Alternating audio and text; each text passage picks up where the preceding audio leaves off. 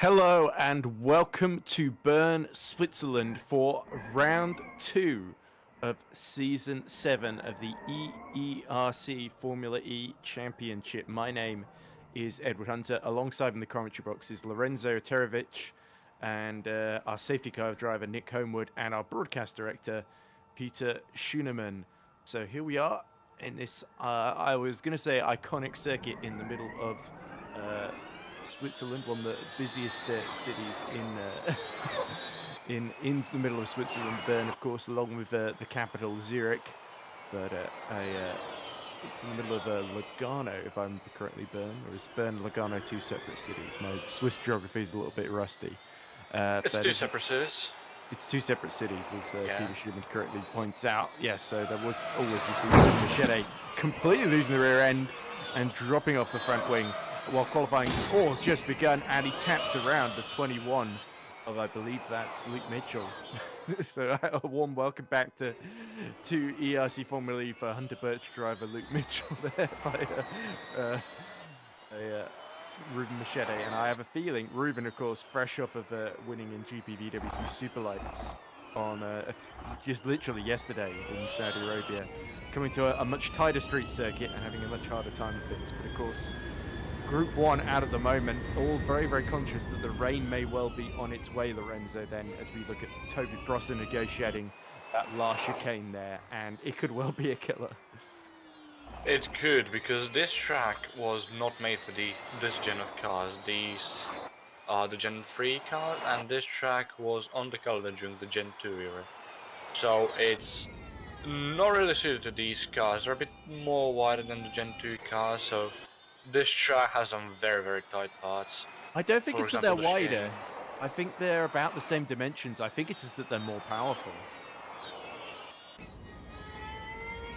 got all that extra power from... And thank goodness we haven't got the Gen 3 Evo with the four-wheel drive in quali, as we see, very tight corner there for Toby Prosser, that left-hander. That's going to be another one. That is, let's see on the track map. I think that is turn... Ooh, it's not turn 1, is it? That's the really tight left-hander, isn't it? I think it is, actually. Yeah, so... that and turn 7. Turn 7 is the other one that's somewhat really, really tight, and it's the really fast chicane is 12, 13, 14, just at the end of the line. Anyway, Prosser, who I don't think we saw in action in the first round at Hyderabad, putting the 360 Motorsports car through its paces, of course, that we saw do so well in the hands of his teammate Luca Gray, of course, who I believe was given that third place, or it depends on whether they did the count back or not, because the race ended a lap early than it should have done due to the server conking out on everyone. But anyway, fastest time so far, Luke Mitchell, 109.1 in this group then. So he is 3/10 clear of Robin Mulling, and it's Toby Prosser and David Granville. Ruben Machete's put a new front wing on and has come back out. So he'll be hoping, I think, that he can, as we look at the Spinardi livery, just the Rob Mulling understeering everywhere as the rain has started to fall, I think, on screen. So it's going to be less and less grip out there as this quali session goes on. That's right, and this might very well benefit the Group 1 driver of qualifying drivers. As you see Robin Mulling very, very close there to the wall, just riding the curves as much as he can to his advantage.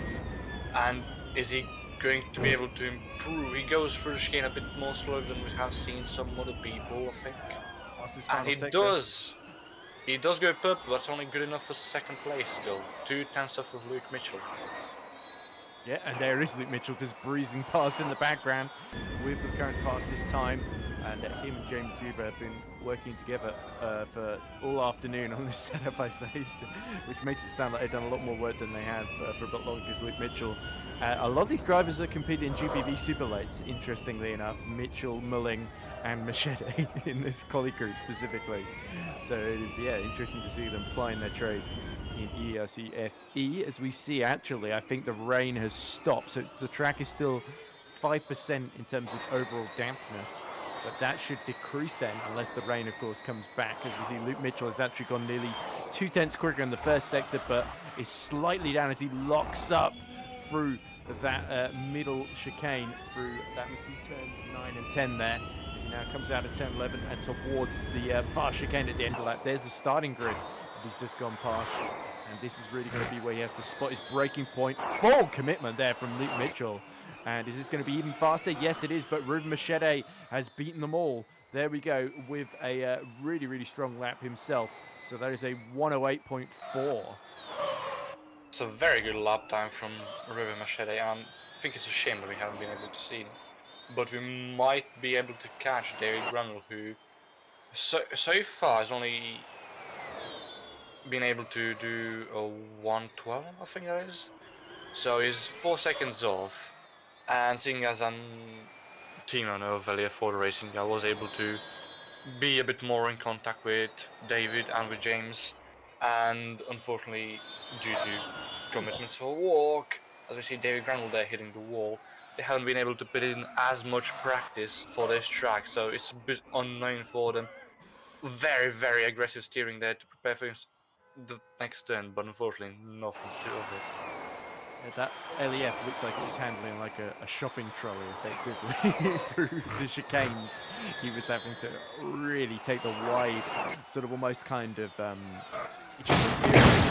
there we go. Rob Milling decides to crash into the back of Toby Prosser at the end of their final laps there, and Toby got absolutely pushed into the wall there, as now we see Group 2 going on to the circuit. So this is James Juba, Michael Steffel, James Knox, Luca Gray, Connor Knight, and Thomas Raschke. So our championship leader, Juba, is in this group, interestingly, which is not quite what I was expecting, but I guess the groups are randomized, if I'm not mistaken. I'm not sure actually whether they are randomized or not. Can you get a confirmation on it? I think they may be randomized.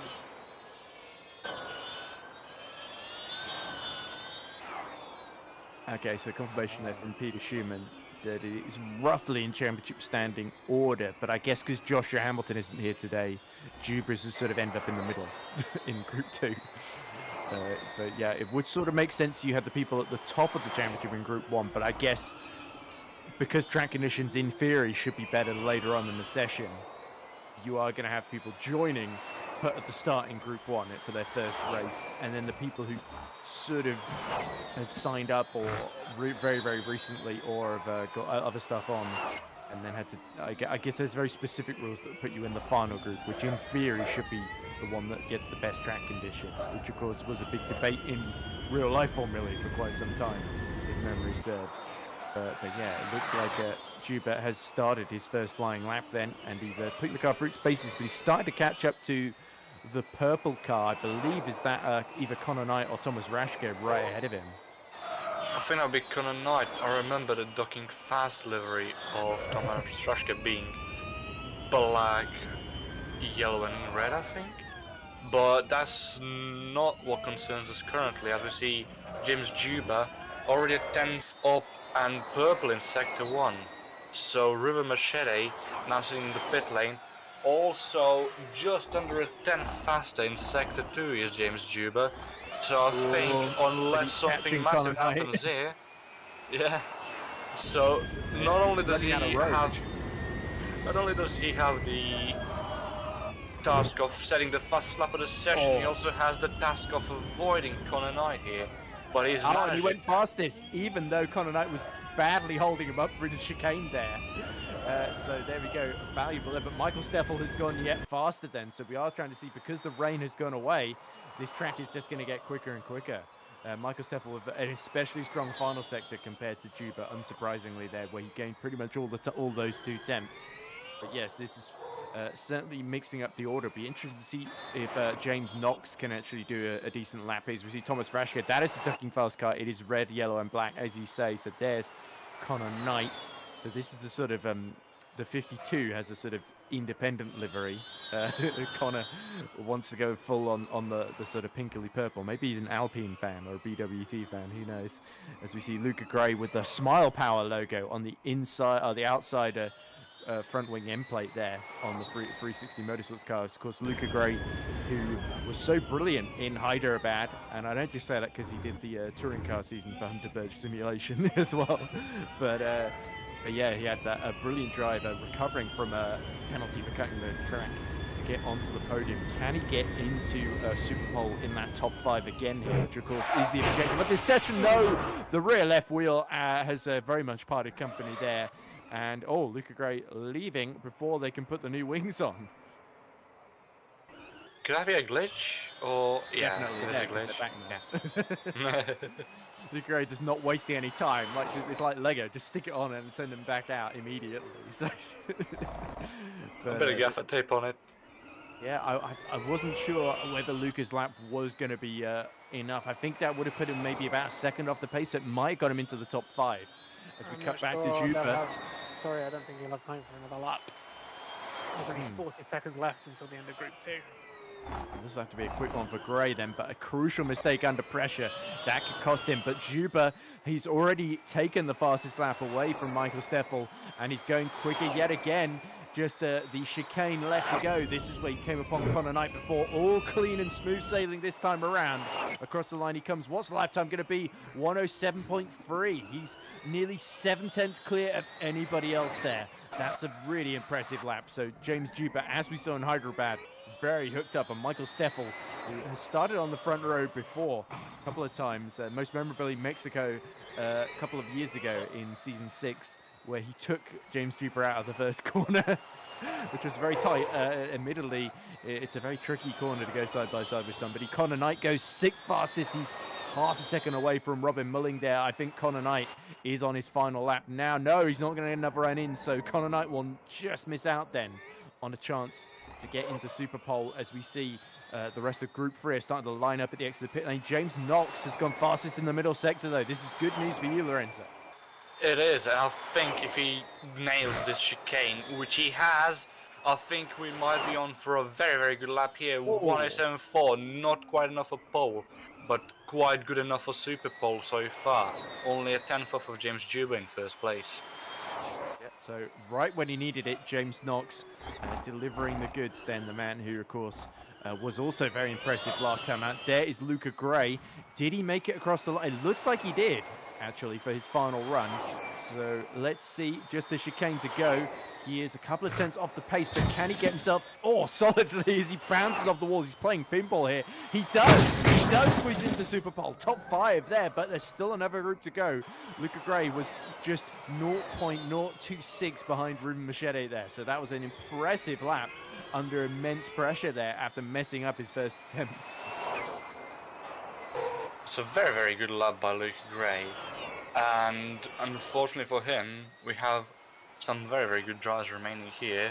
And as good as that lap was, I don't think it'll be quite enough for Super Pole, as we see Daniel Scott and Sander van Leuven on track, Louis Hartley as well. Antonis Paparinopoulos is there as well, Stanislas Peugeot. All very, very good drivers who are going to be challenging for that final Super Pole spot. And I think we'll see no one but 2 people from this third group in Super Pole today. It's just a question of which one it will be. I certainly think Ruben Machete and Luca Gray look a little bit vulnerable here. As we see Louis Hartley starting his lap into turn 1, he goes. So he just has to go into the bicycle lane, because that's really where the sort of outside line to get the turn in that you need for turn 1. Now this is the roller coaster section downhill as he makes his way towards turn 3, 4 and 5. Very slow chicane, a little bit squirrely on the power then as he goes through what the Swiss call the Grosser Meeresstraden. Meerestalden, sorry, that I've horribly mispronounced there. Towards turn 6 he comes, and now turn 7, which is one of the tightest corners on the circuit. And he is about 4/10 off the pace on this first lap, is Louis Hartley. So is anybody else out there going quicker than him? Doesn't look like it. Sander van Leeuwen is about half a second slower through the first sector. As over the curb comes the Finavond car. Now, just that final chicane to go. Can Louis Hartley, there's 2 Scotsmen in this group, of course, Louis Hartley and Daniel Scott. Easy to remember which nationality Daniel Scott is, of course, by his last name. As Louis Hartley, what's his first lap going to look like? Very good final sector, and it's good enough for 4th. Luca Gray is knocked out of Super Pole then. And what can Sander van Leeuwen do? I think Sander van Leeuwen on this lap might not be able to get into Super Pole, but on the next lap he might be able to, as we've seen. Just you can see a lot of them are not bothering because they know the timing beam. You sort of have to start braking for turn 1 just before that start-finish timing beam, don't you? So that's why we're seeing everybody doing these kamikaze dives into the first corner. Yeah, I A little think bit it just offline saves for him. Pajode through 4, 5, and 6 there. It saves time definitely to just escape as quickly as you can and get back in the pit lane to get out and do another lap. But is it worth GPV, you get a penalty for that. Depends on the series. Maybe if you're in academy, you don't get a penalty. Oh, that's true. Yeah, Yeah. you never get penalty for academy, even if you take people out deliberately. You can behave as badly as you want. Yeah, no one will No. It's been starting. It's been starting. That's true. I got a 30. They might stop. That's true. They might start disqualifying people. Oh, Louis Hartley does go third fastest with another purple final sect. He's about a 10th off of James Knox's time. And yeah, this means Ruben Machete is looking a little bit vulnerable. Oh, it's Pajode. Oh, gets the last chicane spectacularly wrong there. And the rear right tyre is made collateral there. So Sander Van Leeuwen is on an outlap. Daniel Scott can certainly get a bit more out of that car because he's not got a lap time on the board at all. But we are starting to run out of time in this session then. I'm not sure exactly how much time we've got left. Oh, Scott, just the car got loose on him there. So the Spinardi living up to its name there. 1 minute left. 1 minute left on the clock then, as Nick Homer confirms. But yeah, it looks a little bit like the sort of livery you'd get in, say, a Hot Wheels Formula E, or a sort of random fantasy livery or something. Pascal Eggert as well is right at the back of the field, having also not set a time yet. But Daniel Scott, if he can just get to the start-finish line without crashing out, that would deeply help him. It even has Scott's name, actually, I've just noticed, on the side pod just before the rear wheels there. It's quite handy to remember. Very reminiscent of the early 2000s McLarens. A little bit, yeah. I guess they were the ones to start the trend. Were they? As we see Scott go 12th fastest. I'm trying to think. HRT did it as well with their, mainly because they couldn't sell any sponsorship space, so they just put the names of the drivers there. Did anybody else ever do it as well, other than McLaren and HRT? I'm trying to remember. I think Team Lotus might have used to do it before they became Caterham. Sander Van Leeuwen goes 5th fastest, actually, and knocks out his teammate Ruben Machete. Quite controversial is Pascal Eggert has already lost his front wing and has now absolutely destroyed his steering right before his first flying lap. So I think it's clear how much practice Pascal has done if he can't do an outlap without destroying the front wing.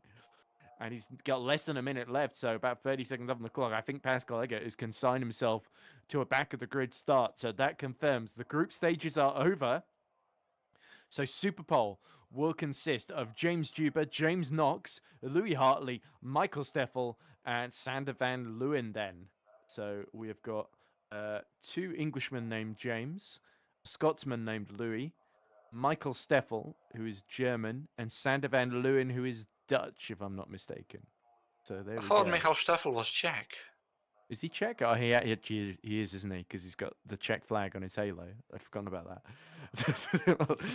More reason for Michael Steffel to take revenge against Thunderbird Simulation then. But there we go. We will see our top 5 out in reverse order then, once Superpole gets underway. It'll be interesting to see what track conditions we get as well. But just to go through the rest of the grid, Ruben Machete will start in 6th with Luca Gray 7th, Luke Mitchell 8th, Robin Mulling 9th on the grid. Connor Knight will round out the top 10 from Toby Prosser. Then it's Daniel Scott, David Granville, Thomas Rashke, not Nick Homeward in the safety car. It'll be Antoni Paparinopoulos, Stanislas Pajode, and Pascal Eggert. It's Paparinopoulos, as you said earlier, Lorenzo, so I've got Antoni's last name right. I think Antonis Motorsport. Paparinopoulos didn't go out at all to set a lap time during qualifying. I did not see him on track. Clearly very shy. Is Antoni. But anyway, Sander Van Leeuwen, of course, took advantage of the track conditions at the end of Group 3. Him and Louis Hartley were the 2 to go through from Group 3. So we're absolutely spot on, Lorenzo, that 2 would go through. Was very close, though, between Van Leeuwen and his teammate Machete, though. I think Ruben will feel a little bit aggrieved to have missed out by such a small margin. Maybe, but at the same time, this does put Optiminal in a very, very good position. If they are smart with this, they might just be able to repeat their feat from yesterday in GPWC Superlights and get a 1-2. Of course, neither of us two would want that, seeing as we both run teams here, but I think it'll be a pretty interesting story to see.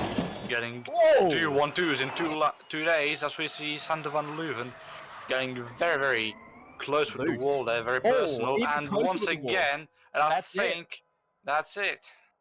Well, there we go. Forget all hope of a 1-2 there because Van Leeuwen very much didn't have an ideal end to his outlap and a horrible start to his flying lap as well. Just left him going a face full of wall there, I think, because he got loose over the chicane. We see Michael Steffel having a bit of a wild outlap as well. So it's bone dry, this track.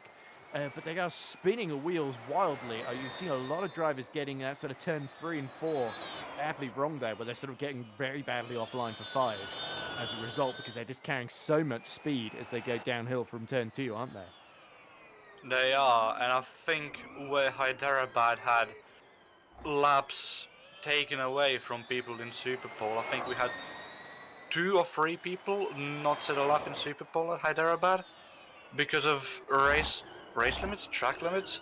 I think at Bern the case will be with the walls, because these cars have so much power than the Gen 2 cars this track was made for, as you said, Ed, that I think at certain points of the track, for example right here in the chicane, Michael Steffel navigates it well but close, and that's the point. You have to be as close to the edge as you can, but 1 pixel wrong, 1 pixel, and it's all over for you.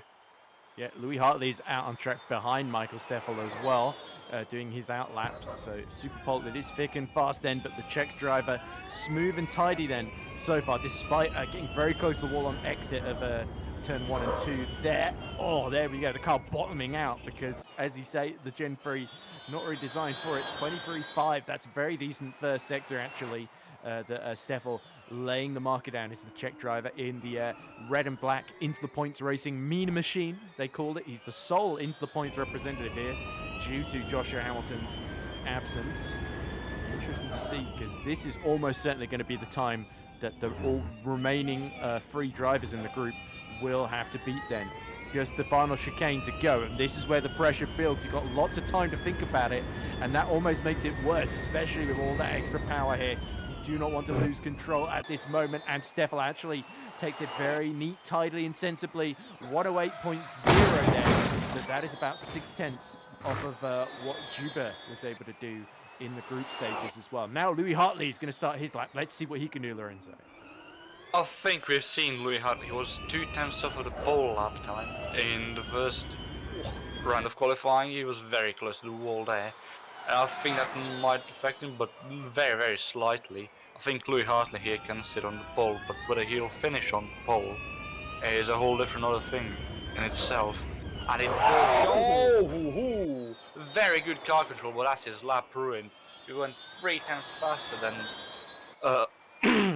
than Michael Steffel in sector 1, but he took care there and took some massive error as well. He had very, very good car control to not go into the wall, but he's sliding now. I think he has some suspension damage, definitely, and I think that he will not be able to beat Michael Steffel's lap time.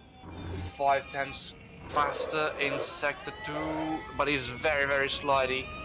It's a personal best in sector 2, remember, because he's still got the green session effectively, so that is, he has lost at least half a second with that aerial moment, but very close to the inside wall again. That's, it is faster. Look at that. What an amazing final sector. Despite going 2 feet in the air, he is 200ths ahead then at the timing line, and now it's James Knox's turn to see if he can top that. I think that's very impressive from Louis Hartley. If we can take care and go first, I think that just proves how good you are. And we know how Louis left time on the table though, and that James Knox will know that going into this lap. I think both teams will know that as he slides into the outside wall there. That'll definitely affect him. What is his sector 1 lap time gonna be? He gets in there too. Oh, it's worth continuing. It's still worth continuing, but can he? No, it's too dangerous at that speed. So now it's just Juba left to go then. Knox will start, I think, Will he be behind Van Leeuwen or ahead of him? I think he got further in the lap, so I would argue that James Knox should start in 4th position then, as now James Juba still only halfway around his out lap here, but maximum pressure. Remember, he didn't quite nail the lap. He cut the chicane, didn't he, on his first attempt, in his Super Pole attempt at Hyderabad, but had to fight his way through to victory. Can he get onto the front row at least here? Will it be Hartley or Juba on pole position? I think that's a very, very interesting battle here we have between Louis Hartley and James Juba, and I think James Juba, he has that memory of not being able to do a proper lap at Hyderabad, and I think that'll motivate him a bit more. And I think he's taking this done, I think, better than Louis Hartley, a bit loose on exit. And let's see his sector 1 lap time. He's 2/10 faster than Louis Hartley in sector 1, and he's taken that a bit better. Not taking any air, did tap the wall a bit on exit, but overall a much cleaner sector 2 than Louis Hartley. I think that's going to be crucial in the end.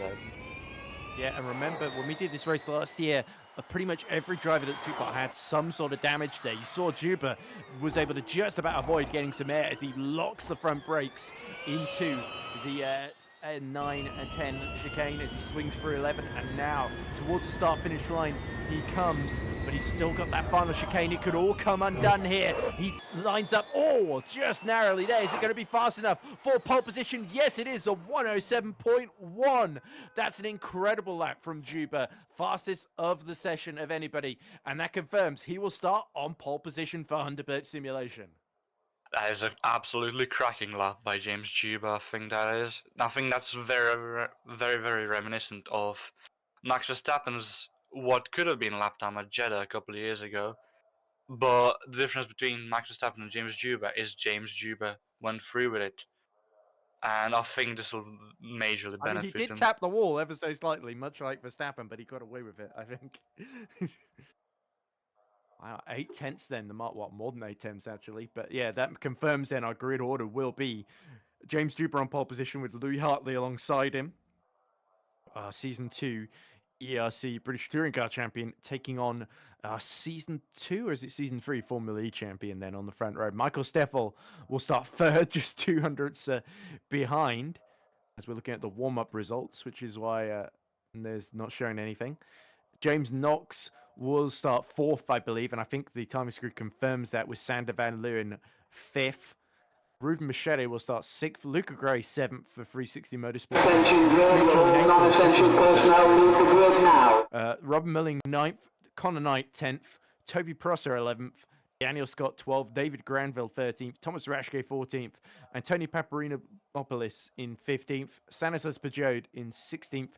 Pascal Eggert 17th, bringing up the rear then. So 32 laps ahead of us. Still a chance that more rain might affect things here, but surely this is going to be a case of Juba, if he can lead into the first corner and make sure he doesn't get leapfrog for attack mode, it's just going to be about dealing with the traffic here. Absolutely, and this track I think is shorter than Hyderabad, is it? Let me check that for it's 1.6 miles. If I look at Hyderabad, I've misspelt it. I'll just put Hydra and see if anything works. Hyderabad. Okay, found it. Right. Yeah, 1.7 miles, so Hyderabad slightly longer, but then the race is underway, and it's a brilliant getaway on the inside line from Louis Hartley, who snatches the lead. Now Michael Steffel is getting alongside Juba. Oh, Juba's put in the wall, and he's out! He's out before they reach the first chicane. That is an absolute disaster there. Lots of drivers taking damage, and oh, look at this. That is a Machete with no front wing either. And will the safety car be deployed? Surely it's got to, given the amount of drivers involved in that. Nobody's really gotten through cleanly there. Round the outside goes Gray, who's avoided the chaos. Looks like Knox too, up to third. So both Steffel and Machete in trouble. Although, having said that, Steffel immediately gets back in front of James Knox. And has everybody slowed down for the safety car here? What happened there at the start? I think that Michael Steffel squeezed James Juba a bit too hard, I think and he he did. just got a wall grab. He just got physicsed from R Factor 2, and the wall just flung him back on track, and And that that's caused not a the massive, first. massive It pile must up. be said that's not the first time that they both started together at the start of a race, and Michael Steffel has basically made contact with James Juba, and it's ruined his race. Van Leeuwen has gotten a penalty, so that's a shame for him. I think Van Leeuwen also lost his front wing, didn't he, in the calamity at the start there. The steering looking a little bit bent, as there is the safety car waiting to pick up Louis Hartley. It's a Mini Cooper. Van Leeuwen, I think, a bit confused there. They've been told to carry on.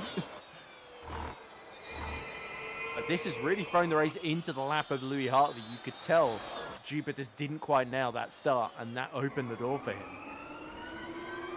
And I think there have been some very, very good gainers as well. Well, Reuven's come to a stop at the chicane as well with the missing think- front wing.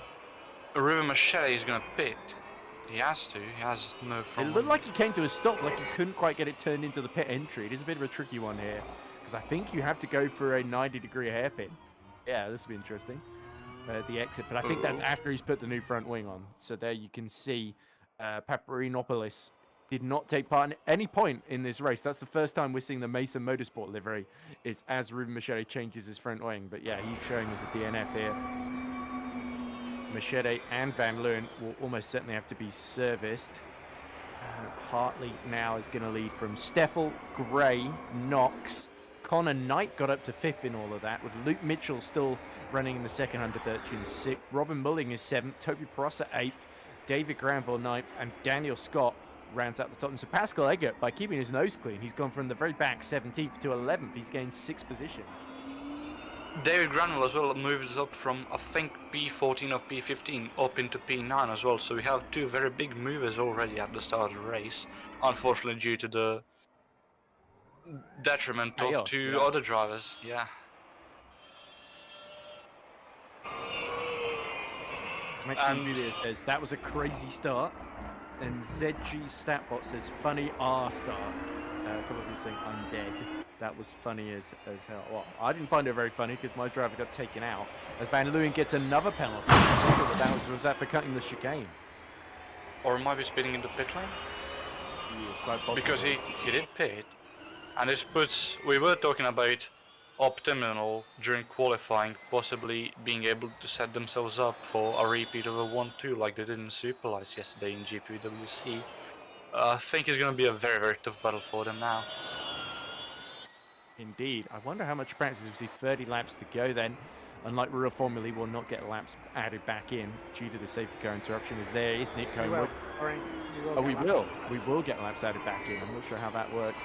We will see, but okay, right. So I guess we will have to see how that actually works in terms of execution. But yeah, as we see, penalty for car, which is the safety car. Yeah, Nick Homewood has got himself a penalty. Not sure. Yeah, what I'm getting penalised for ignoring blue flags. I see. Yeah, we didn't. Clearly, the safety car has not been set up as a safety car, but as a competitor. As we see Van Leeuwen come in to serve that speeding in the pit lane penalty. So you would think the safety car would be in this lap then, so long as Sander Van Leeuwen does not emerge immediately in front of the leaders. The race should be clean to go on this lap. I think it might be, or will we be waiting for Sander Van Leeuwen to catch up to the rest of the field? I'm uncertain on I that. don't know what kind of penalty. Van Leeuwen is just exiting the pits now, and as you said, I think he almost certainly sped in the pit lane. He did actually have a full service. There was a stop and go, I think. I think he should have time to catch up. There we go. He's just exiting the pit exit now. And he's still on the lead lap at 34 seconds down on Louis Hartley. So He's exited the pit lane, but the lead pack is now going down the Laubergstrasse, sector. going There he towards the final chicane. Yes, Is Van the lead Leeuwen, pack and Sander Van Leeuwen. The last thing he wants though is to bin it. It looks like Homewood is backing the pack up here a bit. While there we go, going for it. Looks like Thomas Raschke going into attack mode under safety car, which I'm not sure if you're allowed to do. And he's activated 4 minutes. Let's see how this pans out for him then. As it looks like Louis Hartley is about to get underway then. Sander van Leeuwen is about 5 seconds behind Machete, his teammate, so he has just about caught up as he set the fastest middle sector of the race. But Louis Hartley, when does he choose to go? He's surely going to wait until he's in the middle of the chicane. No, he's going beforehand. Okay, so he's going very early here. This is really the moment where you really don't want to cause another safety car immediately then, but it looks like all of the top 10 have made it through the chicane cleanly. There goes David Granville trying to chase down Toby Prosser, but this could be interesting. Looking at the progress of Thomas Raschke then in the number 13 ducking fast car. It's Pascal Eggert has a big moment coming out of turn 1. Just ahead of Stanislas Peugeot. Hartley now has got to keep Michael Steffel at bay here, and we could see some attack mode deployments. Safety car has come in, so I'm not sure why the banner is still showing just above the car positioning screens. As we now cut to Luke Mitchell, stuck behind Connor Knight, who qualified behind, of course, as Connor Knight goes a little bit deep through turn 6. And we can see already. Oh, we see Luca Gray has lost his front wing. Yeah, I thought I thought something a little bit odd with that car. That I couldn't see the Smile Power logo on it, and that's why, because the front wing has lost company. So I think, interested to see if we can see a replay, but I think Luca Gray has just gone a bit deep somewhere, and that has lost him a chance to challenge for the podium. So now that means James Knox runs third. And we see the pack of top 3 already have peeled away from everyone else. Connor Knight here battling with Luke Mitchell, while the top 3 of Hartley, Steffel and Knox have all just sped away. Machete has gone for attack mode as well, just activated it on that lap.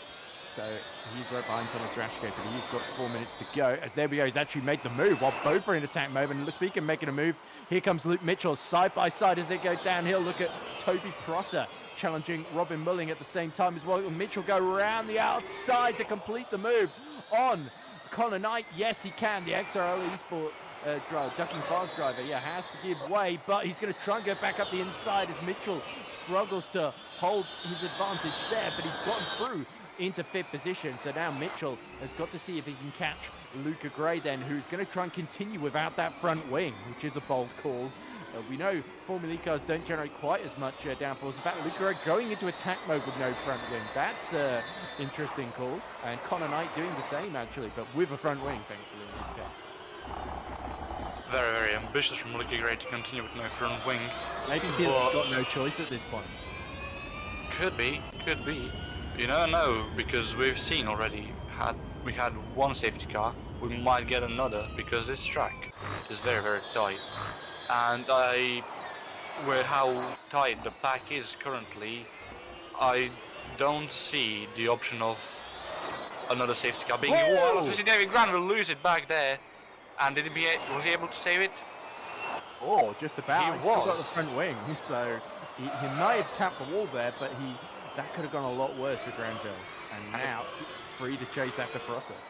Impressive car control from David Granville there. He was very, very close to Prosser a lap earlier. Unfortunately, that set him back a bit, but I think Prosser has his sights on Merling, who has his sights on Knight, who now has attack mode. So I think Merling is going to be more focused on Prosser than he is on Knight, and Knight is going to be trying to keep with Connor Mitchell and hopefully pass him, and then try and catch Luca Gray, who has around 5 seconds of attack mode less. So I don't think it's going to be very, very big difference in speed there between Connor Knight and Luca Gray.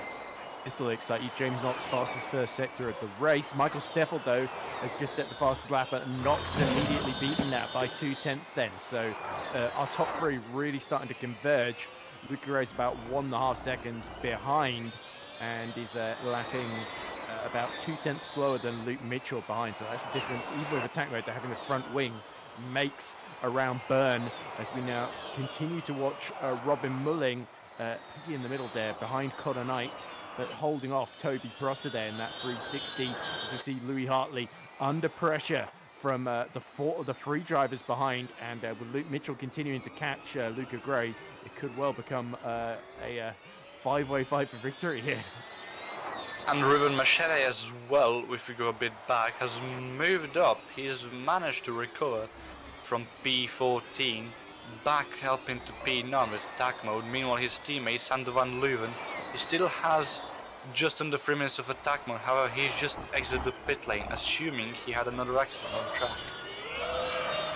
Yep, so not a great day for Van Leeuwen so far, as we see Prosser going around the outside of Mulling. I think Mulling was just backing off at the exit of the chicane. Remember, they have only got a certain amount of energy to use in this race, especially if there are added laps, and I'm still not exactly sure how they're going to implement that in-game. But there we see Toby Prosser set the fastest final sector of the race with his attack mode. There we go, so that's our answer. Yellow flags in sector 3 briefly, but that clears. So somebody's had trouble near the end of the lap. I think David Granville going into the pit lane explains that away. Look at our energy remaining. Mitchell actually doing the best, was doing the best, actually Prosser, sorry, and Mulling, who have saved the most energy of our top group. The top 2 as well, looking especially good on 1% more than their rivals. So it's all even Stevens at this early phase. Oh, what on earth is happening there? It should still be Hartley leading, so I think the transponders decide to act up theirs. Oh, look at that, Connor Knight getting very, very loose here. He's really starting to hold up Toby Prosser here. And Prosser, having just cleared Mulling, he's not got a whole lot of, he's got 2.5 minutes of attack mode remaining.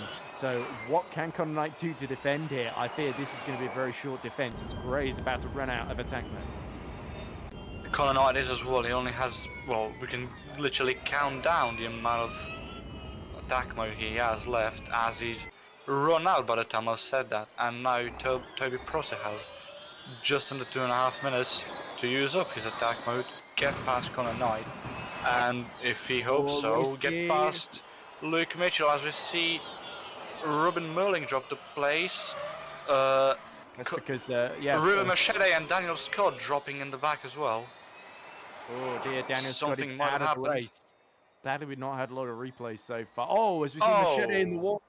So clearly, through the chicane, him and Scott came together, and that's 2 more retirements then, along with Juba and our non-starter, Paparinopoulos. Will the safety car be deployed from that one? Oh, one of the LEF cars. That's Granville, I think, that's stationary at turn 7 there. I think it might have, it was. I think what he did was just go a bit too deep and stopped on track to let the traffic through. As he takes attack mode now. Yeah, James Knox, meanwhile, still in 3rd position. Now starting to pull away from Luca Gray to the tune of 2.5 seconds. Very close to the wall was Knox, trying to keep our 2 leaders in sight there. Gray's entered his 2nd attack mode, so he's trying to get them out of the way as quickly as possible, maybe before the damage gets worse, because he's still going around without a front wing, if I'm not mistaken, unless it's magically reappeared, which I would find a little bit hard to believe. Luke Mitchell's about 2.6 seconds behind now, so he's certainly caught up. He was about 5 seconds behind just after he passed Connor Knight, and now it's Mulling all over the back of Knight. And certainly Connor Knight is not the knight in shining armor he was wanting or expecting as they go through the roller coaster section there into turn 6.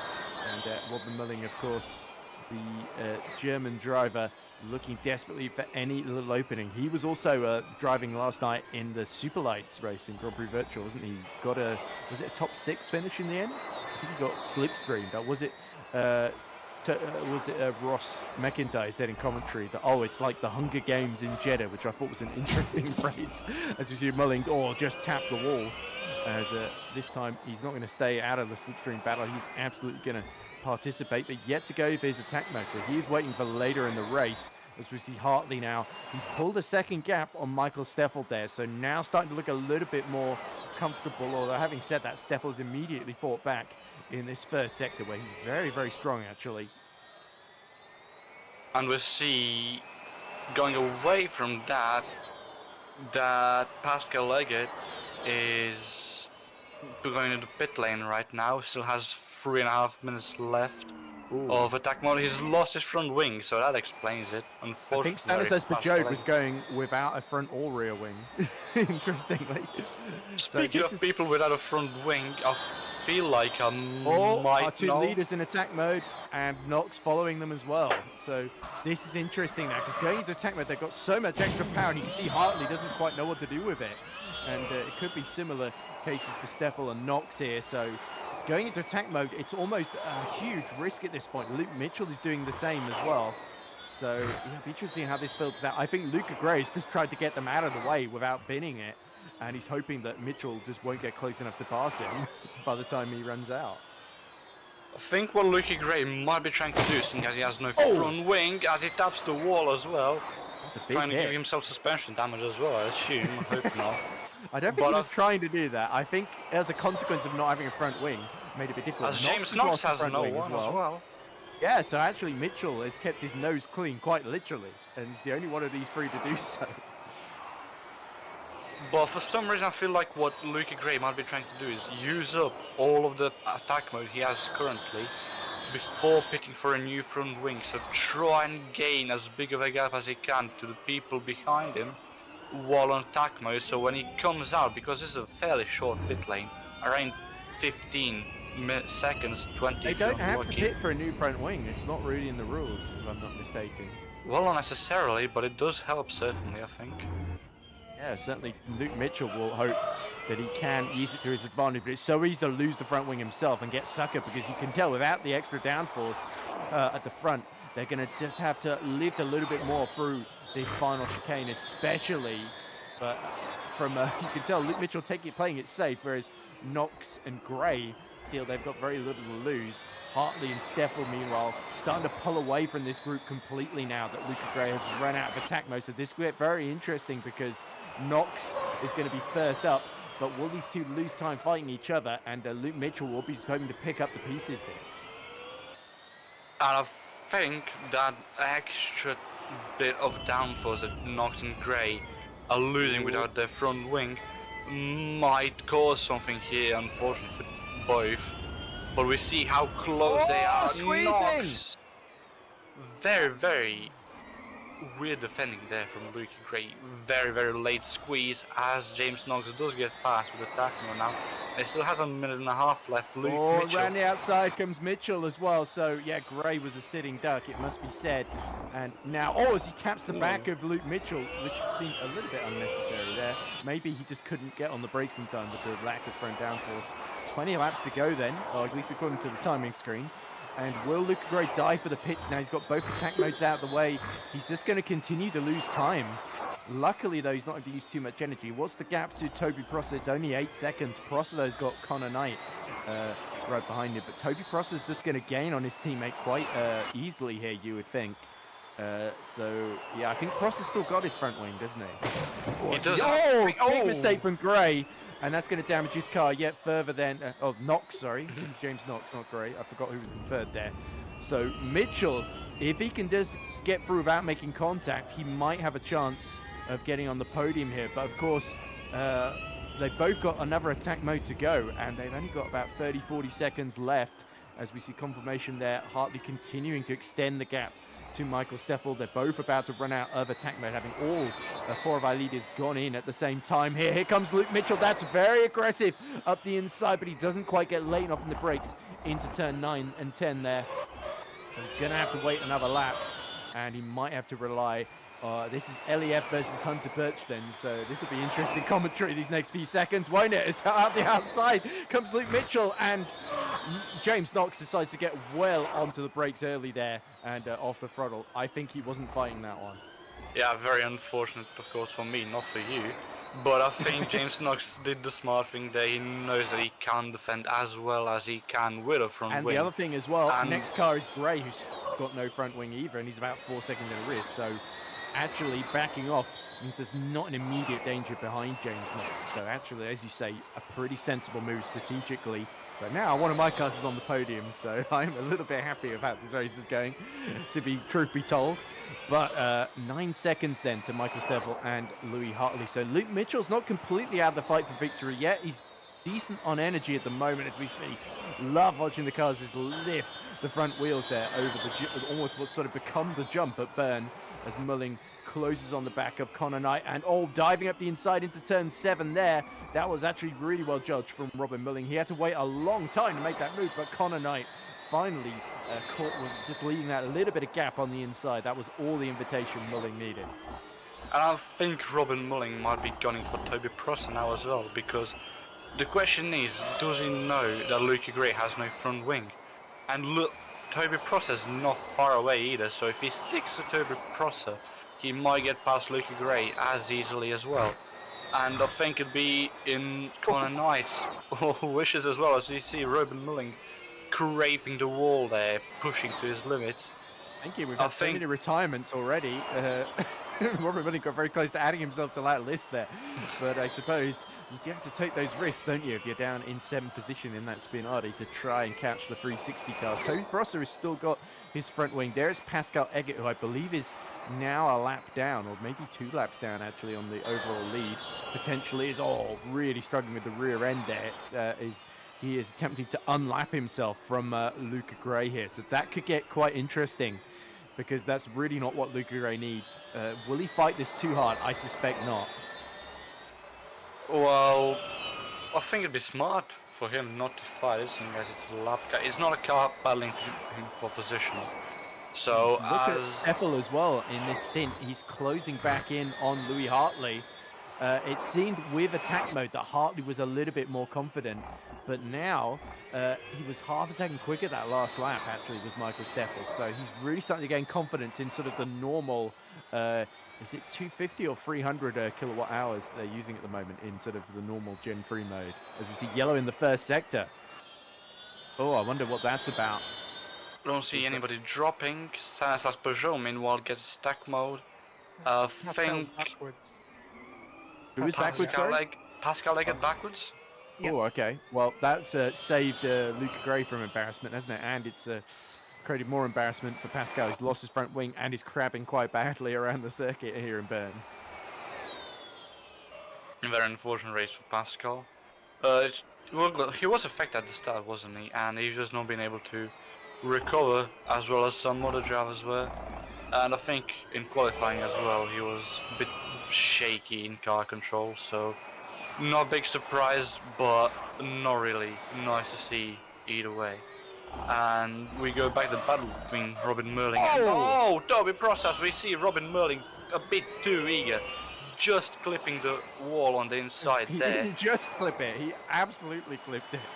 That was a clip and a half, but luckily not too much damage. Maybe a little bit of steering, if anything, but not noticeably so. So a lucky boy was Robin Mulling, despite carrying all the momentum into that chicane and a little bit more. Peugeot, as you say, gone into attack mode, is now trying to cut. He's got that 37-second gap ahead of him to Connor Knight, which he needs to sort of close up in. Mulling, meanwhile, has got his sight sets on Prosser. Prosser is about 3.7 seconds behind Luca Gray, well and truly dropped by Knox. Knox to only lap about maybe, he's lapping pretty similar lap times. As we see Peugeot has lost his front wing now as well in the ducking fast car.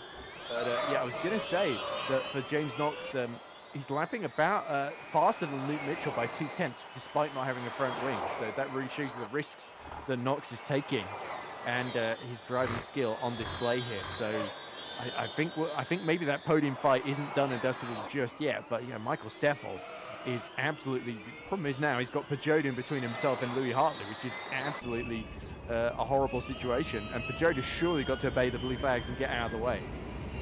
Michael Steffel is not quite close enough yet to Stanislas Peugeot, although I think on this next straight, I think penalty. There we go. Oh, there we go. Oh, penalty for Stanislas Peugeot for ignoring blue flags, which I feel is a bit harsh, as Michael Steffel was not quite close enough to be led through until that chicane there. But at the same time, I'm not as sure with the reason. And Louis got a bit held up as well by his teammate. I think that's Thomas Raschke. Yes, Raschke, yes. Michael Steffel, meanwhile, got through fairly easily. And that's the two ducking fast cars now. Not on the same lap, though. On the same lap, actually. Lucky to save his front wing there. So here we go then. Peugeot with his attack mode is going to breeze through then past Thomas Raschke into 9th position, as Michael Steffel now is really starting to push to put the pressure on Louis Hartley once again. Hartley, since taking the lead, he has been absolutely electric up front, hasn't he? Especially going into attack mode. He just got to grips it a little bit quicker with that extra power than Michael Steffel. Second attack mode will be interesting to see if Steffel has learned anything from the first deployment there, as he's now getting very, very close here. 9/10 faster that previous lap. I wonder, is Hartley maybe... The energy didn't look too different between the pair of them as the front wheels lift again through 5 and 6 there. Yeah, Steffel, that number 27, is absolutely a man on a mission. He could well be... It depends if there's a student's investigation after the start. After he took out James Juba, I would push for there to be one, personally. But, it's a little bit harsh, admittedly. There we go. He's both gone into attack mode. So you sensed that was coming, didn't you? 42, 41%. So actually, Steffel using slightly more energy at the moment.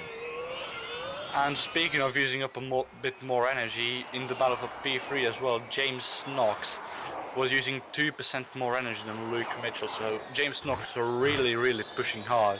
And he's 4 seconds down on Luke now. He is trying to tough out, try and catch that podium, but I think the smart decision would be to settle for that P4. As we saw, yellow flags for a second in sector 3, and Michael Steffel getting a tiny bit of air and tapping the wall. Look at how much time Mitchell has gained on them, like 2 seconds, because they're wheel spinning in attack mode there through the first couple of corners. As here we go, Prosser has caught Gray now. Will Luca hold him up and fight for this one, or will he play the team game? It's very, very close in arrears here, because Luca Grace has not got the front downforce here.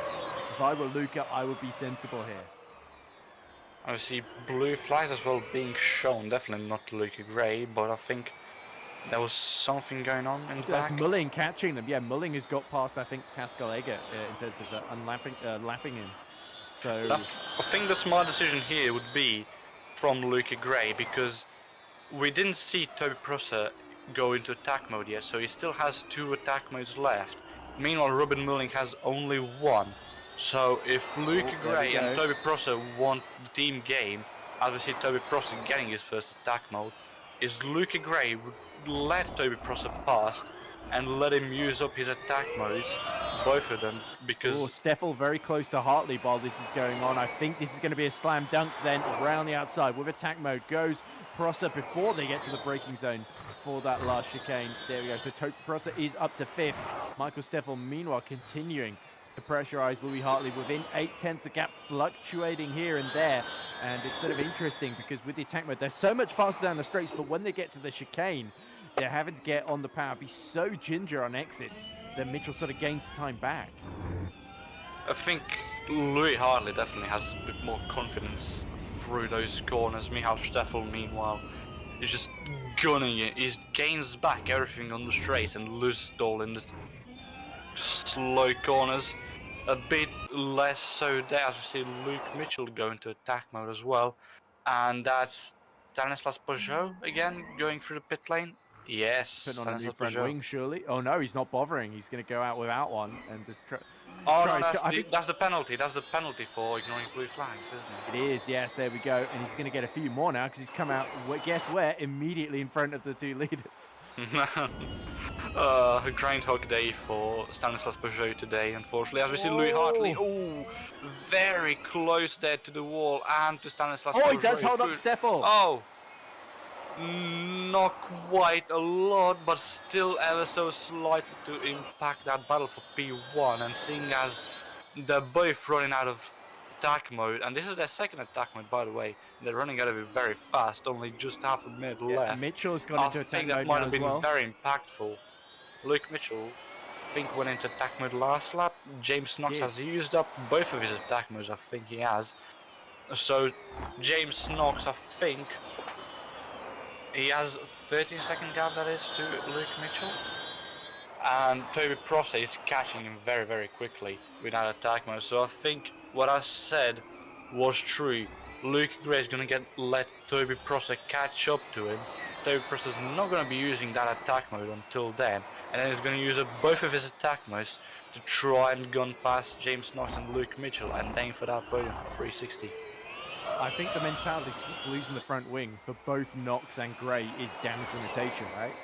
So as here we go, Prosser is going to get very close into that chicane, but this time Knox is not as cooperative, is not going to just roll over here. He's going to have to try and make a more risky move here, as now Luke Mitchell is going to try and catch with these final 2 minutes of attack mode, get a bit closer to the two leaders. Now that they've run out, very, very close between the two. Prosser's got the inside through 2 and downhill towards 3, and Knox, not much he can do there to keep the LEF car ahead, and that has put Prosser into 4th then. So he's 17 seconds down on Mitchell, and he's about to run out of attack mode as well. So good driving from the 360 Motorsports competitor there.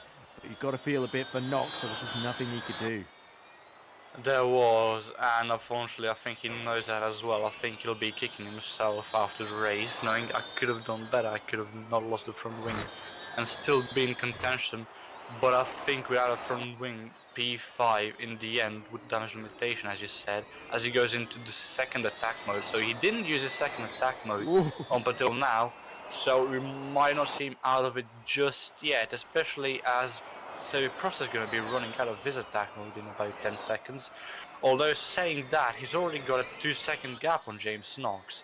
So the question is James Knox gonna try and take the opportunity to gain back those 2 seconds and get back past Toby Prosser, knowing or not knowing that Toby Prosser still has to use his second attack mode? Or is he gonna sit back because he has 4% of energy less than Toby Prosser? So Toby Prosser conserved quite a lot of energy, and I think as well James Knox, even if he does not know that, I think he should sit back, speak as his team boss firstly, and then as his commentator. As we see, going into the wall there, Thomas Raschke saving the car just a bit. Oh, and he just avoided Luke Mitchell as well, who has closed. He's to half the gap with attack mode, but he's about to run out, of course. He's got 1% less than our two leaders, so that could be interesting for him, just trying to get home, of course, without running out of energy before the checkered flag, of course. But yeah, Luke Mitchell hasn't given up on his hopes of victory. I think he would very happily take a first podium here in, it's only his second start actually, because he did Hong Kong last season, I think, which of course was 2 or 3 years ago. And he's this is his second start race for Hunter Birch Simulation, so I think it's his second EERC FE race.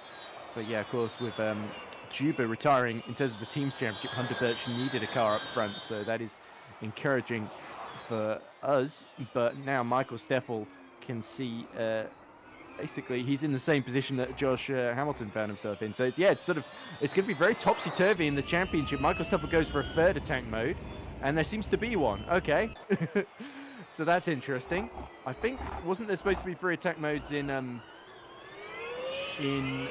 Hyderabad, and they were only, it wasn't showing up on stream properly because of the replays, isn't it? So we got 3 attack mode is 3 times 4 minutes. 3 times 4 minutes. Okay.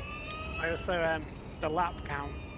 So we had 2 laps behind safety car, which means a lap is taken, 1 lap is taken off, so it's always the safety car lap -1. So although we've done 26 laps of the race, the drivers are only on lap 25, if that makes sense. Okay. So they will have to do an extra lap on top of when we reach lap 32, if our factor works. Okay, well, let's hope that the drivers are aware of that then. So, Michael Steffel in attack mode, 3 minutes to go. He's going to be so much faster down the straights here. What does Hartley go for attack mode 2 and just come out behind and then wait for Steffel to run out, or does he risk it? He's got to surely stay out a bit longer and try and hold on to that track position here. But of course, while he's being stuck behind, Luke Mitchell is catching him. He's only 3 seconds behind now on track, so this is getting very, very tasty indeed. It is, and I think Michael Steffel is going to be wanting, of course, to get past Louis Hartley as quick as he can. But even with that attack mode, Louis Hartley is still ever so slightly faster through those slower turns with a bit more confidence. And I think if Michael Steffel wants to get this done, he might want to get this done on this straight or the next one, as we see both getting a bit of air. Michael Steffel a bit more unsettled, which allows Louis Hartley to peel off just that tiny bit again. And even with the attack mode and a bit more insecurity through slower turns, Michael Steffel still gains back that time he lost. And I think he might be setting himself up for a good move here down this straight following up. Louis Hartley a bit sideways there, drifting through the turn. And I think, is Michael Steffel going to be close enough? No, not quite yet. Yeah. He The thing might be is, setting himself up for the next straight. even if he can't get through, he's putting the pressure on Hartley, isn't it? Because Hartley will have to use his final attack before the race ends. And if he does so, he might come out behind. But look at this, Steffel going for a martial move up the inside, has to back out very, very late there through the 9-10 chicane. And now Luke Mitchell goes into his final attack mode too. So he's realized he's got that third one to spare. And Michael Steffel's going through for the lead. Is he? No, Louis Hartley refuses to back down, holds on to the lead by the skin of his teeth. And the two are stuck together. So Hartley's leaving his final attack mode with 5 laps to go. This could be a bit tight here. I think what happened was Louis Hartley missed his 6 attack mode. isn't it? 6 actually, yes. If the game works that way, of course. But Louis Hartley did miss his attack mode, so Michael Steffel still has this lap left to try and use up his minute of attack mode left. As Louis Hartley, very, very uneasy there. And I think Michael Steffel, he doesn't get past him here. I think Louis Hartley will be winning the race. Half a minute left of attack mode for Michael Steffel. He's not quite close enough yet for a move. And Louis Hartley a bit more sideways. I think the grip is starting to slip away from him as well. And he's gonna be not close enough quite yet. Michael Steffel, 20 seconds left of attack mode. Through the chicane. Very, very slow from Hartley there. Will Michael Steffel be able to set himself up well enough for a move? And I think he's gonna be able to. Yes, Michael Steffel goes into the lead. And for the first time since the opening lap, we're just, as you said, Ed, with under 10 seconds of attack mode left for Michael Steffel. Louis Hartley still hasn't gone into his attack mode, but Michael Steffel makes the stick, and I think this is the first lead change we've seen since the opening lap, and it's the safety car. Yep, so now Hartley has surely got to settle for his own attack mode deployment, but he's only got a handful of laps left to use it here, so the pressure on both of these drivers is going to be immense here. Hartley's almost gearing up for an overtake now that neither of them is in attack mode. Of course, Luke Mitchell has dropped about 6 seconds behind, so he's starting to struggle a little bit. I think Luke Mitchell also knows he's got the least amount of usable energy of anybody remaining in that car. But surely Louis Hartley is going to go for that final attack mode now. Does he pull to the right-hand side? Yes, he does. And this time he does activate attack mode then. So game is absolutely on. Which of these two is going to win? It's anybody's guess whether Michael Steffel can hold on when Louis Hartley's about to breeze past him. I think Louis Hartley has a very, very good chance to win this race here, but the question is, he's already passed, but the question is, will he have enough time to use up all of his attack mode? Because we saw in real life at Miami Formula E a couple of weeks ago, where a couple of drivers were not able to use up all of the attack mode they had on their plate because the race was cut short from a red flag. They only had 2 laps to use up all of it, and a couple of drivers got penalties because of that post-race. The question is, will Louis Hartley face the same fate? Because now he has the job of staying ahead of Michael Steffel, but he also has to be smart with his attack mode. He has to use it all up, and that might mean slowing down a bit. So he's gonna have to slow down a bit. Apologies, I'm just full of adrenaline. But he's gonna have to slow down just about right to use up all of his attack mode before the race finishes, and he's also gonna have to stay ahead of Michael Steffel. He might just tank the time penalty and see if he can pull a big gap here. I think that's not worth the risk, because we have seen Louis Hartley sliding around on track for the past 5 or so, maybe even more laps, so he's definitely struggling with the Connor tire Knight in grip. trouble, and Connor Knight drops to 7th behind Knox then. So it looks like Connor Knight was trying for a move there, and he does get through. James Knox looks like he's really damaged the steering here, as we see also. Was that another move going on? Oh, sorry, Steffel's taken the lead. There we go. So Louis Hartley's really struggling, and Michael Steffel briefly retaking the lead as they desperately try to lap Robin Mulling there, who gets well out of the way of the lead duo. That's good etiquette there from the German. But now Michael Steffel is all over the back of Louis Hartley, trying to make another move. I think he got side by side into the apex at turn 1 there. I think Louis is a bit short on energy, so he's trying to save while trying to use the attack mode, which is using more energy. Yeah, it's sort of got so much to worry about here. If there's the extra lap, Louis Hartley should be fine because he's got just over 90 seconds left, doesn't he? So that can easily be sorted in a couple of laps. But do the drivers know they've got to do another lap here? That's the question. It's in the rules. It is in the rules.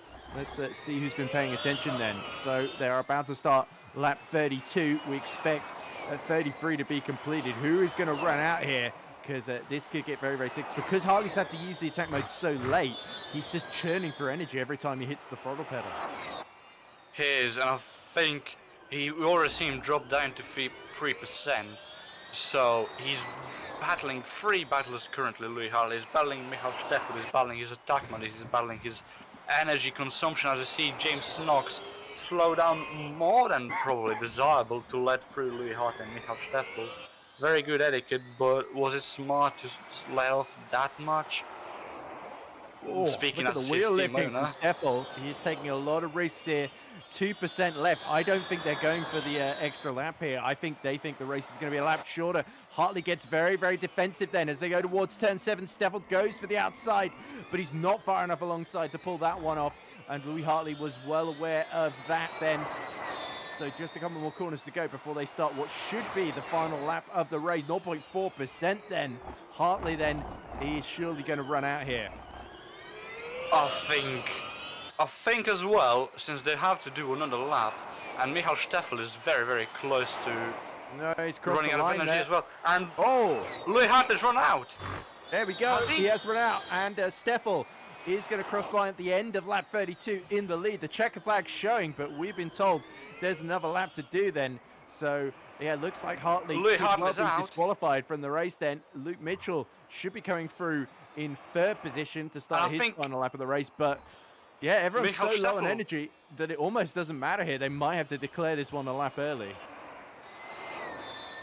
I think the race couple- ended.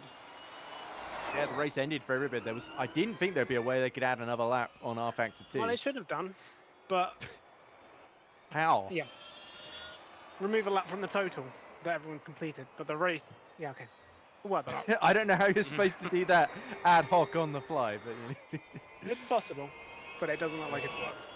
All right, fair enough then. But looks like everybody coming through. I tried to hedge my bets. As there we go, around the outside is that Hartley having run out of energy, trying to sort of in vain retake the lead with less than 0% energy in the tank.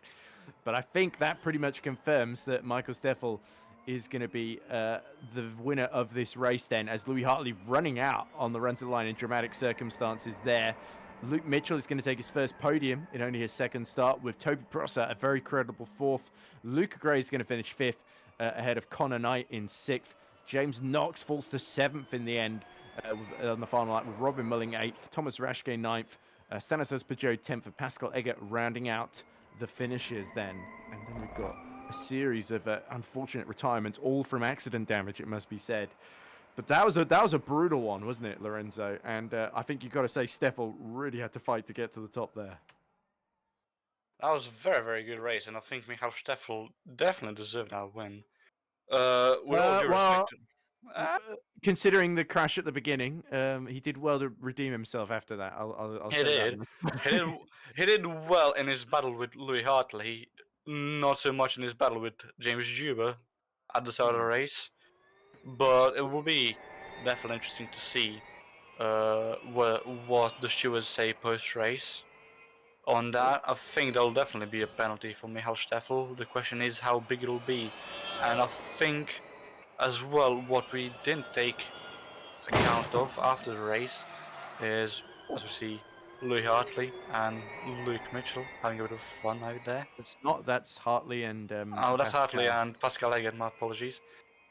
But yeah, the question is, what we didn't look after when they crossed the line is how big the gap was between Louis Hartley and Michael Steffel when they crossed the line to finish the race.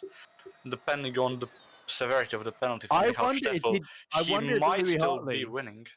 Was thinking, because he ran out just as they got to the sort of starting grid line, and I wonder if he sort of forgot that the actual start finish line was a bit further down. But we're seeing a replay of the start now between Uber and there we go. Was enough space left there by Michael Steffel. From that replay, I would suggest no. Hmm. I'm Don't a know really little what to biased, say. admittedly. I think as well that Michal Steffel could have done a bit more. I think one of the most important things any driver should know is not to be 100% aggressive on the opening lap. Yeah, and that really And hurt Sander as well because he just went straight into the back of that one. Yeah, here we go. no space.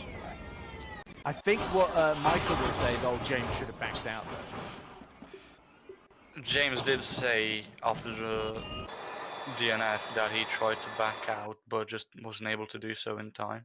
I think realistically So there shouldn't be a massive block that immediately stops your car in the middle of the track. I think that's a very good point, Nick. But this is a Yeah. sort of 2019 from the era where Formula E just did. Oh, let's just plonk a giant F-off chicane in the middle of the track and see Yeah, what but I happens. mean the curb as well. He just hit the edge of the curbing that was just like a slab, wasn't it? If that was just a curb, there would have been no problem there. But he wasn't able to back out in time because there was suddenly an obstacle in front of him. Nobody in the interview waiting room yet, so I assume nobody wants to talk to us. But let's go through the calendar then. Next race should be Sao Paulo, Brazil. So that should be much more of a Gen 3 style track. So hopefully that should lead to a very different race from what we've seen so far in Hyderabad and Bern. But yeah, certainly a unique challenge. Bern is sort of the Monaco of Switzerland, it would seem, if there is such a thing. Louis Hartley has come into the interview room. So having narrowly missed out on victory, he seems interested in talking to us. So let's hear what the Scotsman has to say about his race. So we're now joined by Finnavon Motorsport's very own Louis Hartley. Louis, it was looking so good for so long in that race. And with that final attack mode so late, you were chewing through your energy and you had to let go right at the end of what ended up being, of course, the final lap. I think there was some confusion with the safety car period, trying to add extra laps, an extra lap in to sort of compensate for that. But in the end, it couldn't really be done. And luckily for your sake, it wasn't, because it would have been even worse than second if that was the case. But commiserations, because that was a really, really strong race, and just the energy management wasn't quite there at the end. Do you think that late attack mode was the wrong call? Do you think you should have shadowed Michael a bit more? I don't think that attack mode was the issue, to be honest. It's the fact that with the two attack modes I'd taken earlier in the race, I probably consumed more than I had to. It's hard to pass around here. I don't think either of us would have managed to make the overtakes if we didn't have the attack mode deficit. But like that's why I used to get past. But I'd used too much energy early in the race. I just didn't have enough to keep myself there at the end. Well then, obviously, very mixed up championship, of course. Juba didn't score, Hamilton wasn't there. And, well, Luca Gray finished quite low down. So I think you're leading it, aren't you? Because you were 5th last time out, if I'm not mistaken, in Hyderabad. It was like 5th or 6th, I forget exactly what it was. Oh, If well, I'm leading whatever it, it I'd be is. very surprised. I think it should be Michael that's leading it now. I'm sure he finished like wasn't 3rd he or fourth? something last Yeah, time. he was 4th behind Luca, if memory serves. Anyway, Oh. who's keeping track of the standings anyway? It's probably Let me check. Louis was 6th in Hyderabad and Michal was 4th. So I Yeah, think he'll that be- means, as it stands currently, waiting for post-race penalties, that Michal is leading. Yeah, I mean, obviously there was. We could talk briefly about the start, Louis. Of course, James Juba didn't make the best getaway. You were able to lead in the front, and there was a massive crash behind you between Juba and Michael Steffel. So obviously, from your point of view, you're hoping Michael gets the penalty because that means you get the win. But yeah, from my point of view, we just want revenge. But I have no idea what happened. I didn't see it. I knew there was a crash because I could hear it, but I only found out it was bad when I got the safety car message pop up on screen. So you nailed the start though. Like, you got the getaway perfect. Yeah, I think a few of us have figured out how to start these cars yet, but not everyone, and I shall keep that to myself because it's not going to take too long. The more races I can keep this going, the better. Keeping it under your considerably large hat, aren't you, Mr. Hartley? Anything else you want to say about Bern? Of course, a bit of a tricky track. Are you looking forward to Sao Paulo, a more up-to-date Gen 3 sort of track? Yeah, I think Sao Paulo will be great for racing, but I have no idea if I'm going to be available for it or not. I'm debating entering a karting championship that day instead, so we'll see. But if I do go, I reckon it'll be a good fun race. That. The old Joshua Hamilton strategy, it seems. But anyway, hard luck on not getting the result on track, but that was a strong drive nonetheless, Louis. Great to see you. I think that was is that your first podium in EERC FE? Oh, no, I you, think so. because I I can't don't remember if know. you got one in Hong Kong at the end of the previous season 3 years I know ago. I led a lot of that race, You but led I a know I lot of that. bottled it at the end, and I can't remember if I did get a podium or not. I I think that might you be might my have just first. dropped off. Yeah, I think that was definitely your best drive so far, and it was a really good qualifying as well. You just missed out to James in the end by 8. I say by 8, just missed out. It was 8 tenths, by yeah. 8 tenths, but I mean, to yeah, be he fair, had to I do it hit the right at the wall end. on my quali lap, but me and Michael were the only ones that Well, sort of the set air that you decent got, laps, that and was then extraordinary on the Super Bowl. I did a better lap in the group stages. That time I just turned in too early and had to turn away from the wall. You should have seen my one in the group stage. I think I got even more air there, but thank God it wasn't wet in quali. That would have been awful. Indeed, it would. Anyway, I don't think anybody else wants to talk to us, so that's why I've been sort of coming out with so many questions. Lorenzo, did you have anything you wanted to say to Louis? Apart from congratulating him on the podium, not particularly. Okay, well, fair enough. enough. But yep, we're both of the same mind, Louis. So congrats on the podium. Best of luck for the rest of the season, however much you end up doing. I'm not sure if Rome is going to end up being rescheduled or not, but I would wager probably not. We'll have to see what the As far as I know, maybe it the is. I think maybe it's the supposed. mystery race will be Rome. Oh no, I think the date for the mystery race is now going to be Rome instead, and the mystery race is pushed back 2 weeks. He's just not updated the calendar yet, I think. Man after my own heart. I think that's what I'm doing with FSR as well. We should have done Rome. We should have done Rome in honor of the Pope today. Oh yeah, that's if true. only. Well, to be fair, the last time we raced at Bern, it was on May 4th, and me and Joshua Birch did a load of Star Wars references that got old pretty fast. But yeah. I'm sure I've seen clips of that stream. Yeah, I think Josh keeps showing them around. But anyway, thank you very much for talking to us, Louis. And I think we'll leave you to enjoy that second place. Fantastic performance today. And let's hope you have a good rest of the season as well.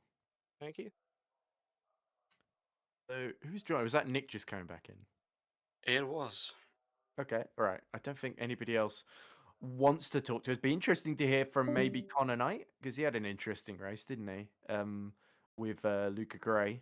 I think Luca is looking at something to do with Microsoft. Oh, it's some sort of timing screen thing I think he's looking at.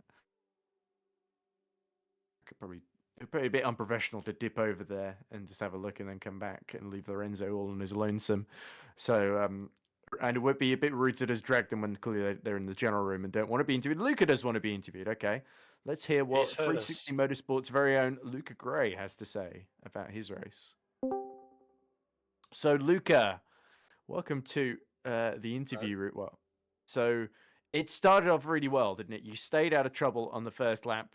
You were looking strong, finding James Knox for a podium, and then both of you lost your front wings. So the rest of the race was a bit tricky for you, wasn't it? Where you were just losing time all the way. Was it just sort of damage limitation trying to get to the end once you lost that front wing? Because you went through both attack modes very early to try and keep Luke Mitchell behind for as long as possible. Yes, basically. I don't know if you saw, but I actually lost my front wing under the safety car. Oh, I must have missed that. Was that with Michael Steffel, was it? Did Yeah, I was checking my steering wheel to try and see the target, and I just drove straight through the back of him and lost my front wing. Oh dear. Yeah. Well, Michael went on to win, so I'm sure he won't be too upset about it, by contrast. But Yeah. One on the track anyway. I think he squeezed my driver into the wall at the first chicane, so yeah, he wasn't too impressed. I'm not sure I was either, but fair play to Michael. He did redeem himself by having a brilliant race after. But from your point of view, there was a moment there where your teammate obviously caught up to you, and it became a bit of a decision time, wasn't it? Do you let him through, or do you fight for your own position there? And in the end, you made the decision to let Toby Prosser through, given that he still had the front wing on. Obviously, towards the end, I think Robin Mulling just got you at the end as well, and you ended up finishing. Was it P8? I think. No, I was Was I it was 7 or P6. I was P5. Oh, P5. Okay, I'm thinking Yeah. of James Knox. I'm thinking of Yeah, Knox. yeah. Sorry, because you and Knox both lost the front wings, so Yeah. sort of having the same misfortune means I sort of got the two of you mixed up quite a lot in Because commentary. he was pushing way too hard, and then like 10 laps to go, I saw him really slowing down. So yeah, I think he doesn't. He needs to practice his saving. So obviously it was a bit chaotic, but you still got to the end, still got some important points there, Luca. So all in all, you got to say, considering that you were doing this race with one hand tied behind your back for quite a lot of it, since that safety car, that's probably about the best you could hope for.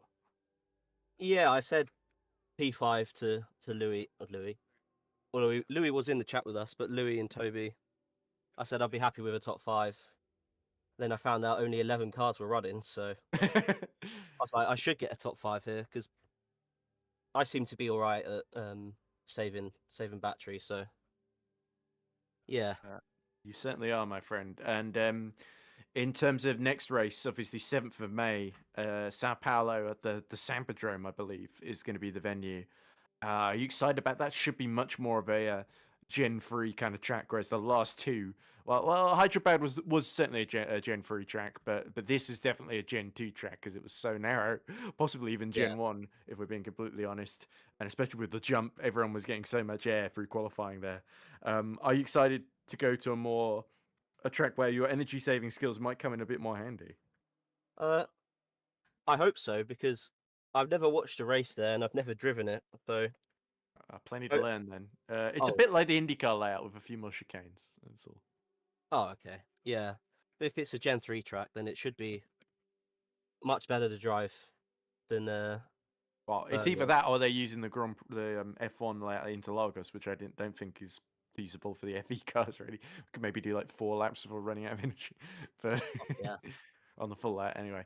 But yeah, I'm pretty sure it's the Sambodrome because nobody's contradicted me that yet on saying that. So yeah, that should be fun. But yeah, obviously, I didn't look at the results to see whether you got to keep that 3rd place from the last round. But you've already started this season. You've hit the ground running, haven't you, Luca? And there's every chance there could be yeah. some big results on the 360. I think are doing very well after that. It's a bit weird because I don't think we've ever been good in Formula E. Because you said that the last race was our first podium, so it was a bit surprising to be this good.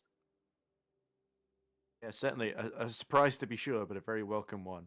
And yeah, I think well done on getting to the end of that one, Luca, because that car looked more than a handful at a lot of points Oh. during that race.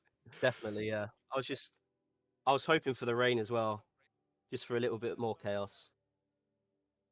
So, Lorenzo, questions for a surviving driver here? Just one really, because you mentioned you lost your front wing during the safety car, and we did see during the race that Toby Prosser did not use either of his attack modes. Or well, I say either. There's actually 3 apparently, but he didn't use any of his attack modes up until he caught up to you. So my question is, you said you were both in voice channel together. Did you two communicate that out to maybe let him catch up to you and then save enough to be able to use up both attack modes to gun for a higher position and then you follow through with him? Or was that just a bit on a whim? it was just he caught up to me. So he used his first attack mode, and then he caught up to me, and he used his second to get past, and then he told me he was coming past, so I moved over, and then I caught up towards the end after I used my attack mode, and then we finished nose to tail basically. I tried going for a move into the last chicane, but wasn't close enough. I see. Well, there we go. Thanks for coming to talk to us again, Luca. And best of luck for the rest of the season as you continue to get into those Super Bowl appearances, don't you? And impress us. So, yes, I think you just missed out on this one, didn't you? But I'm sure Yeah. I think you, yeah, still to start 7th, finish 5th. That's not too bad, is it? Oh yeah, definitely. But anyway, thanks for coming to talk to us. And yeah, best of luck for Sao Paulo in a couple of weeks' time. Thank you. It looks like Mikhail Steffel has joined the general channel, so I think we'd probably be okay to talk to Mikhail. I'll be nice, I promise. Congratulatory, and not at all bitter about the first No. corner, even though James would probably hope that I will be. But yeah, I could message him, see if he wants to talk. I'll say congratulations. Do you want to have an interview?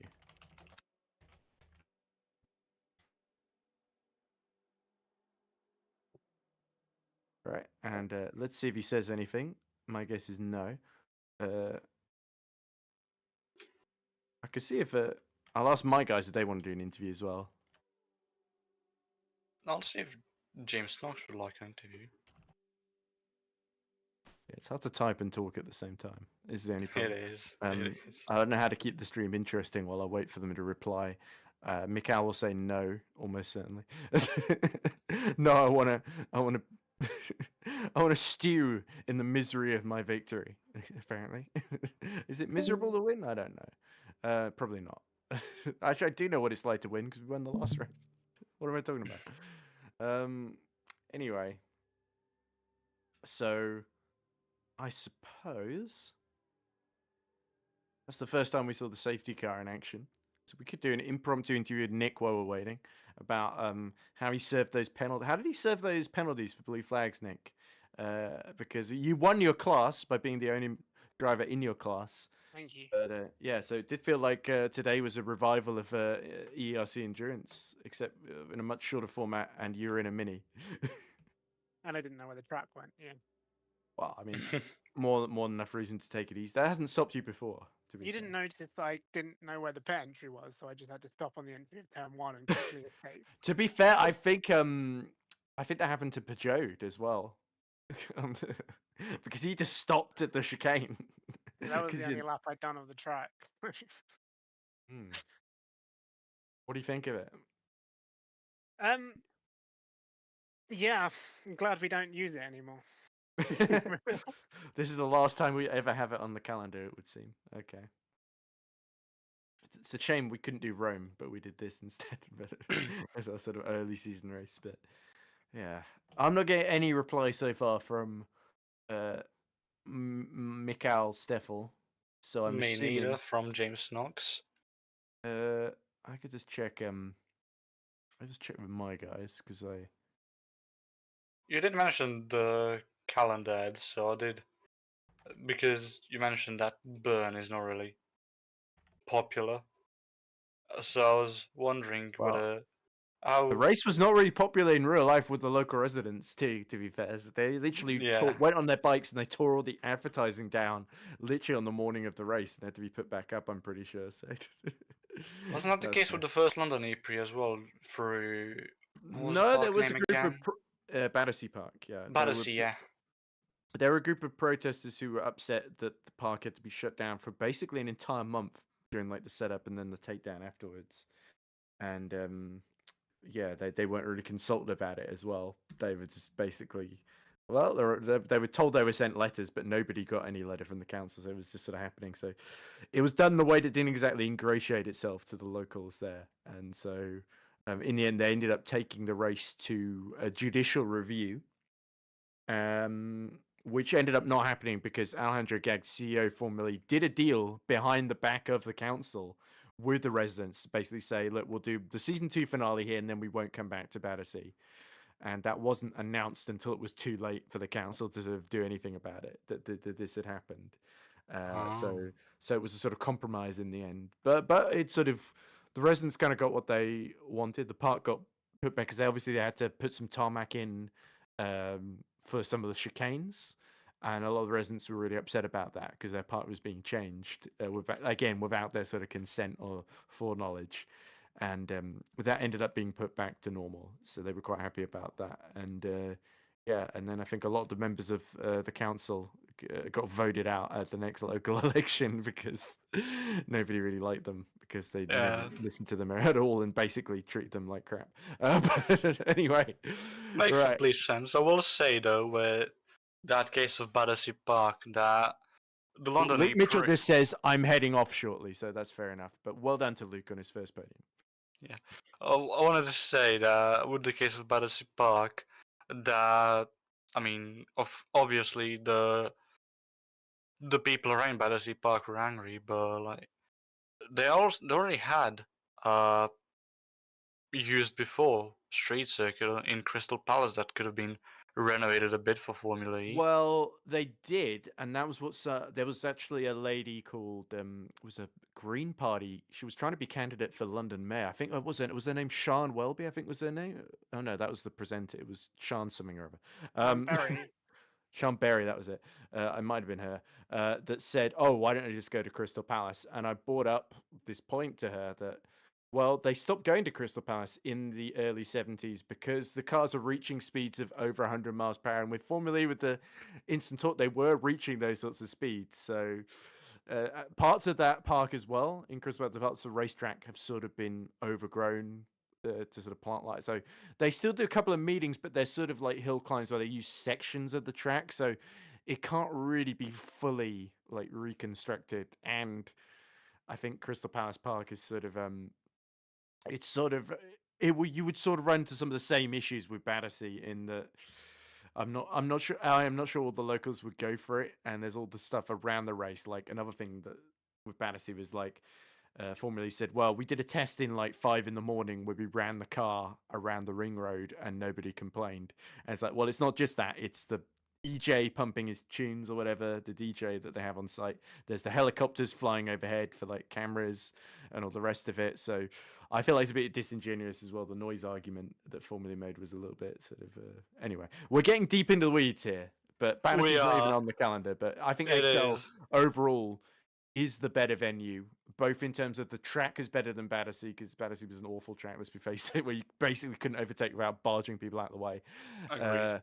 And it's a better venue for spectators. It's easier to get to, better transport links. I think there's super, and I'm glad. I think it was literally announced yesterday that XL's going on calendar till the end of the Gen 3 Evo. So this season and next season, I think are going to be definitely confirmed, because there were reports they were going to move it to Silverstone, which I think would be kind of a disaster because everyone would compare it to F1 for a start, and it wouldn't attract the crowd that F1 or even MotoGP does at Silverstone, because there's just not the pull factor. The electro heads aren't gonna show. I'm certainly not going up to Silverstone.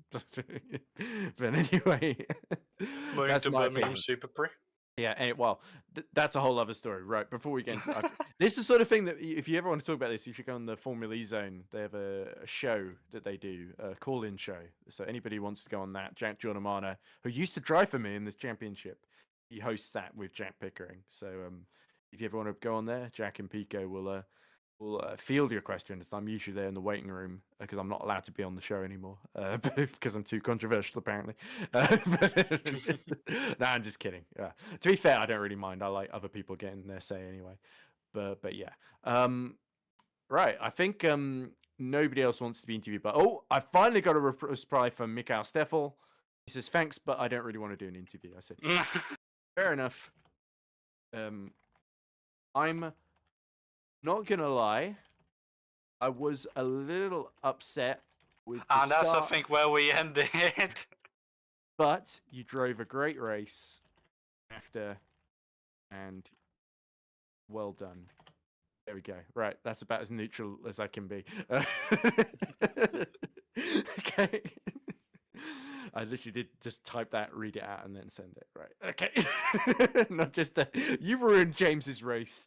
You're evil. Or how could you? How could you? How can you live with yourself? Nah, that's not actually what I feel.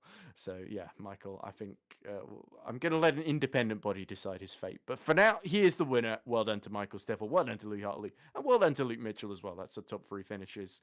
So then round 2 in the books. But still, 5 more rounds left to go in the exciting Season 7 of the EERC Formula E Championship. Michael Steffel takes the lead in the standings with Louis Hartley close behind. Can James Duper and Joshua Hamilton fight back, though? We'll find out on the 7th of May at Sao Paulo. I've been Edward Hunter. He's been Lorenzo Terevich, and I've been joined by safety car driver Nick Homewood and race broadcast director Peter Schooneman. Thanks for watching. Goodbye for now.